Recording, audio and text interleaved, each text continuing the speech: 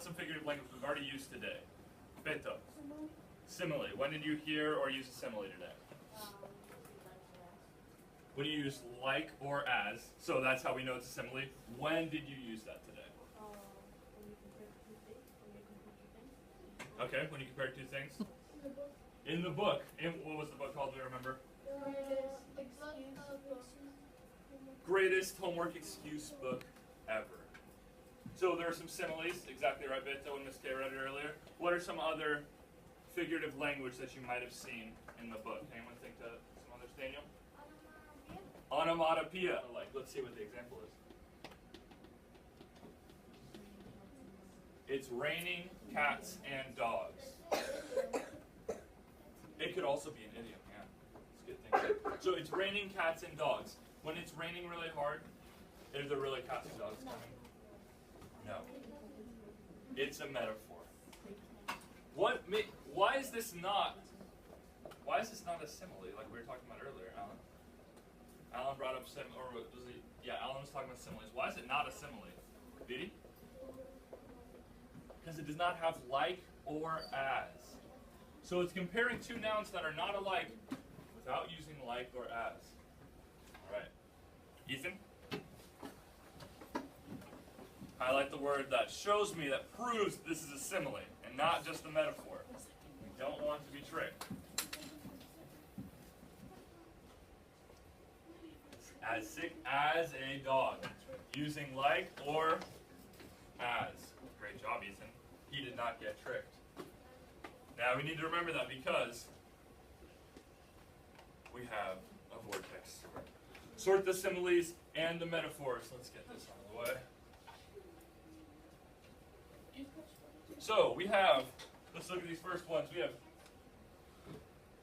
part of stone, road hog. Let's look at some of these. As big as a house, blind as a bat, apple of my eye, eats like a bird. All right, do we have anyone who's willing, who's ready to sort one of these for me? Riley. Let's see. Read out loud the one you picked before. As big as a house is a simile. Riley, why was that a simile? Because it had as. That was the giveaway. Edgar, can you come pick a metaphor for me?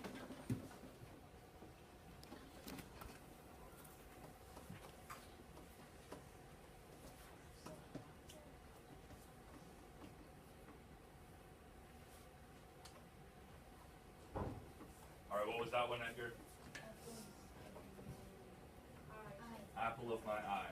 Apple of my eye. How do you know that was a metaphor and not a simile? Because it doesn't have like or as. It didn't use like or as. Onomatopoeia. We can call all of those, what, Beto? Figurative language. Figurative language, exactly right. You have one figurative language and one example on your table.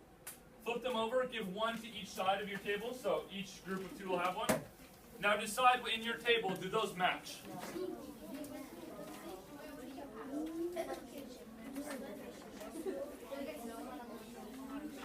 3, 2, 1, 0, noise. Did anybody raise your hand if your group had one that matched? Riley? Example. And once you've walked around and matched your example with the figurative language, what is your job? What are you going to do after that, Perla? Come sit on the carpet with your group. Perfect. All right, when I say onomatopoeia, you make whatever onomatopoeia you are thinking of right now. Onomatopoeia.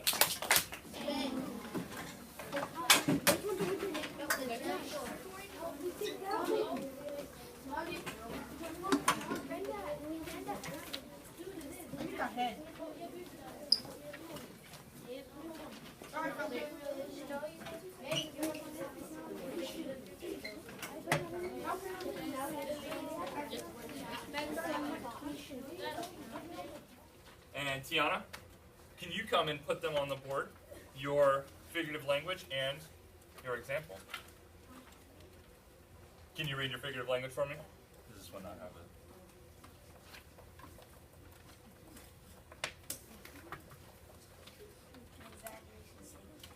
an exaggerated statement, and your example is?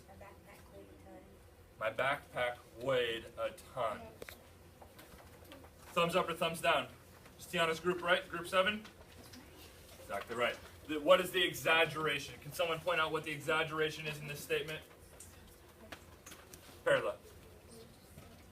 Weighs a ton. Does anybody's backpack really weigh a ton? No. What is the author trying to say when they say weighed a ton?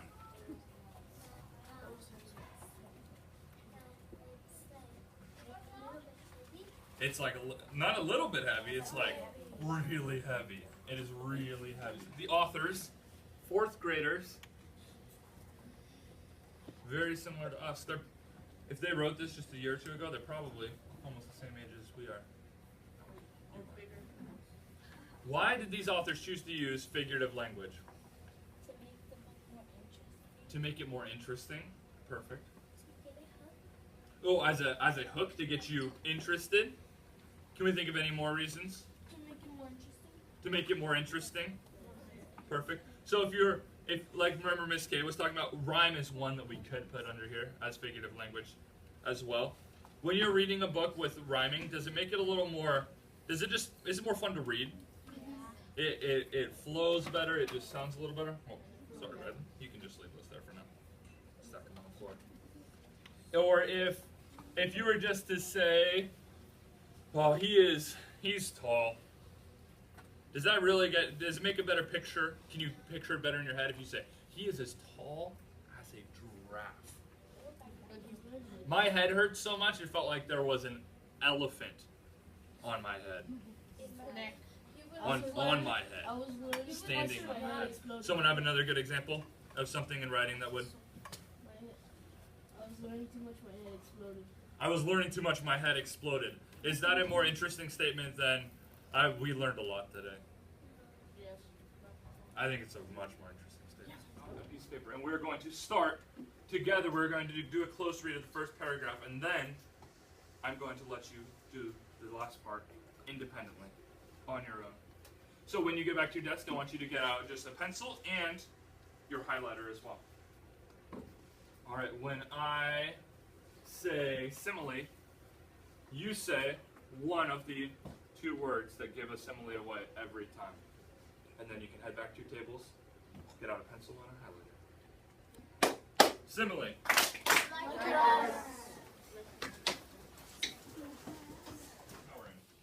Towering above the other plants, the sunflowers were a fence protecting the geraniums.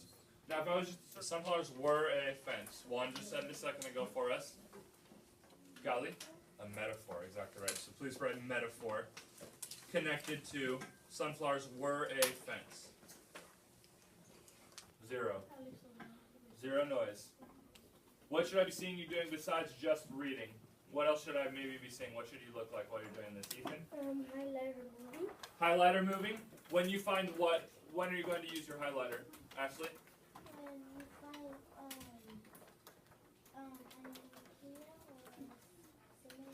When you find onomatopoeia, simile, any figurative speech. Exactly right.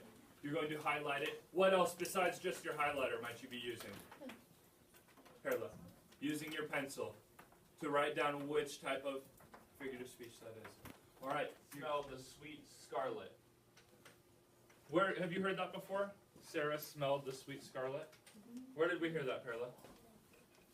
In Grandma's garden, in the paper we just read. All of these examples come from the paper you just read and all the highlight. If you highlighted really well, every one of those examples is probably highlighted already and should make this job really easy. So when I say go, your job will be to dump out all of the little pieces of paper. Daniel, I'm going to have you come and work with Lily for this, so you can come up here. Perfect, thank you. You're going to dump them all out, and with your partner, your job is going to be to match a definition and an example with the correct figurative language. Am I right? No. Metaphor is an exaggeration used to prove a point? No. I couldn't give it away. That'd be too easy. All right, so when I say go, You're going to dump it out. If your partner's out of the bathroom, you're going to have a little bit of a slow start. You don't have a partner? Oh, Darren's gone. Okay, you can work with a group of 3 right here. You're going to dump them out and try to solve all of the puzzle pieces. There should be 7 puzzle pieces when completed all together. All right, show me that you're ready to go. I'm going to wait. I'll see everyone ready. Go. Can I catch you up what we're doing? For example.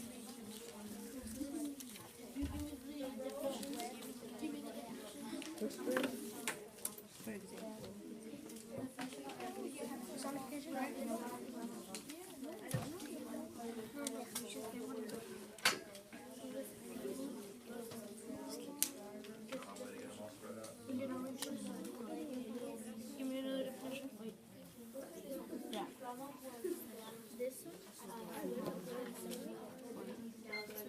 Good thinking, way to spread them out.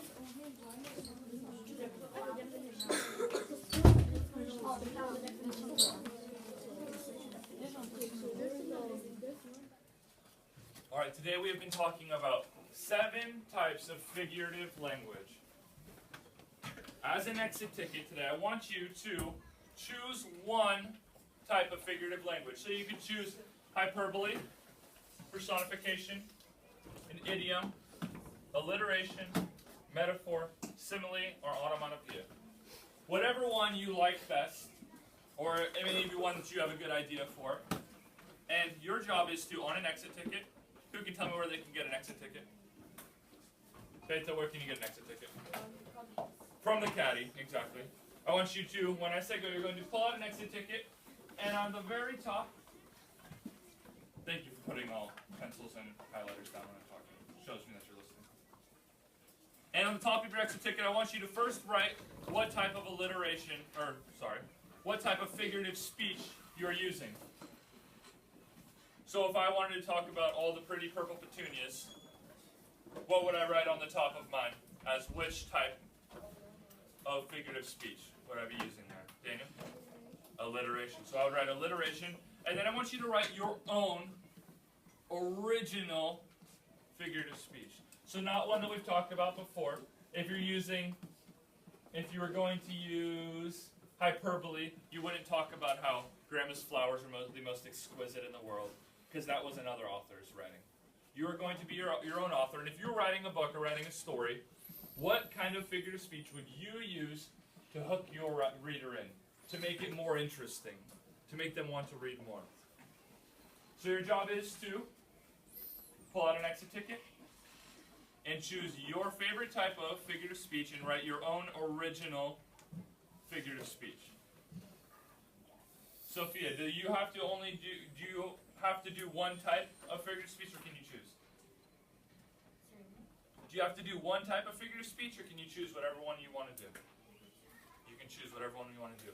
And Ethan, do I want you to do one that we've already done today, like Out of Grandma's Garden, or do I want you to create your very own? Create your very own, exactly right. When I say figurative, you are going to say speech, and you are going to follow the reference I just gave you. Where do you think you're going to put it when you're done? If this is an exit ticket, where are you going to put it, Araceli? In your exit ticket slot. Alan, you can ask Sophia what we're doing so you can catch up. All right, show me that you're ready to go. When I say figurative, you say speech. Figurative. Speech.